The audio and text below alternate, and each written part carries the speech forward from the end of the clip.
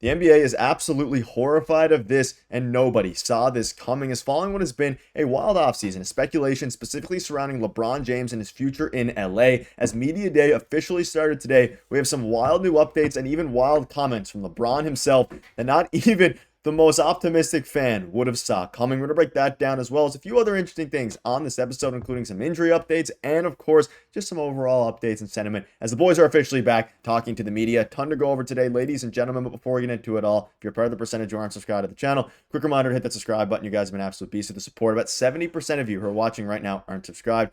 Ladies and gentlemen, the NBA is almost back, a few days away from the beginning of the preseason, but we have a lot of updates to go over today. And obviously, the Lakers made a signing earlier on in this afternoon. But we're going to be touching on, like I promised in earlier video today, Media Day. We're going to be touching on Media Day. Now, LeBron came out and said some very interesting things, and quite frankly, I don't think many people expected him to be as candid about his future as he was in today's Media Day. Now, let's dive right into it here. LeBron James, we'll start with this one, says he receives motivation from the chance to play with Luka Doncic in his prime, but says that Doncic's presence will have zero impact on his thought process when it comes to deciding to retire. That will be up to him and his family. But again, he said that basically, and if you actually watch the Media Day, I did myself, he just returned for the main reason of he wants to play with Luka Doncic one more time and actually have a full season under his belt with Luka, one of the best players in the NBA, if not the best player in the NBA, depending who you ask. And of course, we knew the headliner of this Media Day was going to be, okay, is LeBron James going to say when he's going to retire? Is there going to be a lot of speculation going forward? Of course there is.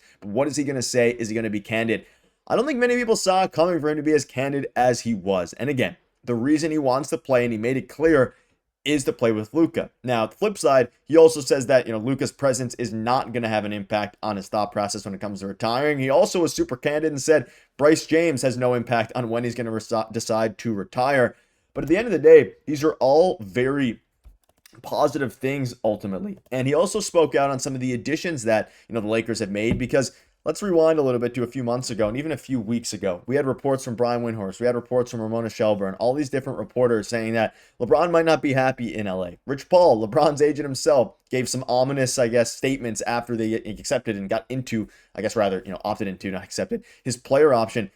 Everyone thought that things were going to get very interesting very quickly surrounding LeBron, even though the actual reporters, whether that be Shams, whether that be guys within the actual Lakers organization, they basically said LeBron wants to remain a Laker and probably retire a Laker.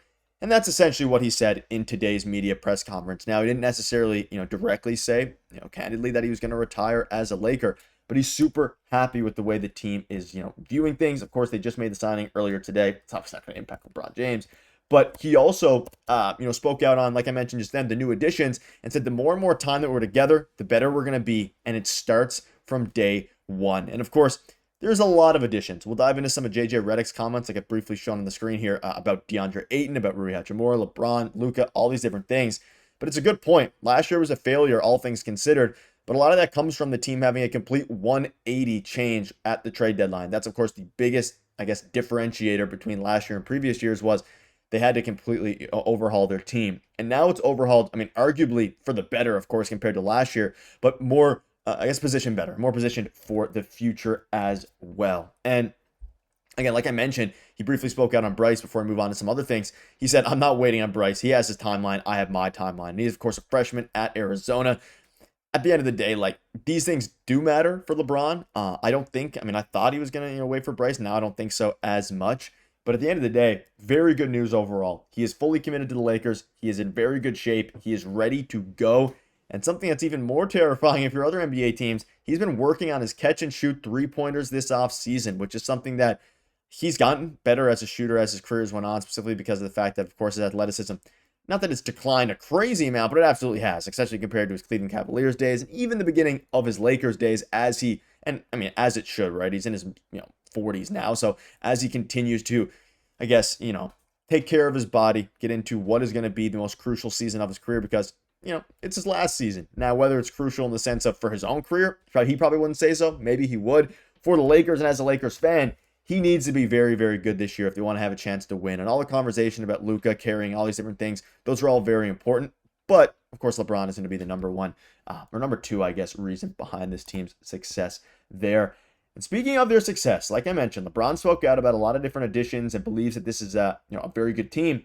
there was also some comments from Ayton, newly acquired, on LeBron James. I always thought of him as a leader. It was always like a movie playing against Bron. Now I'm his teammate. It's surreal. Talking basketball with him, it's not a dream no more. This is what I wanted when asked about the pressure. And this is something that I want to dive into because, I mean, at the end of the day, Deandre Ayton is going to be a very crucial piece of this team. Their backup center is Jackson Hayes. Of course, there's Maxi Kleber in the background as well.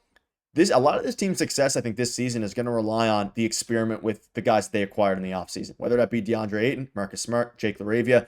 If Deandre Ayton has a really bad year, their center position instantly becomes as thin as it was at last year's trade deadline. Obviously, a bit more deep because you have Ayton, but if the experiment fails, which I don't think it will, but if it does, you're in a pretty rough spot, especially as it pertains to a big man. And we saw last year how difficult it can be to acquire a very good big man. Now, they did it with Mark Williams. The trade got rescinded. It is what it is there. But for Deandre Ayton in particular, I'm very excited to see what he can do.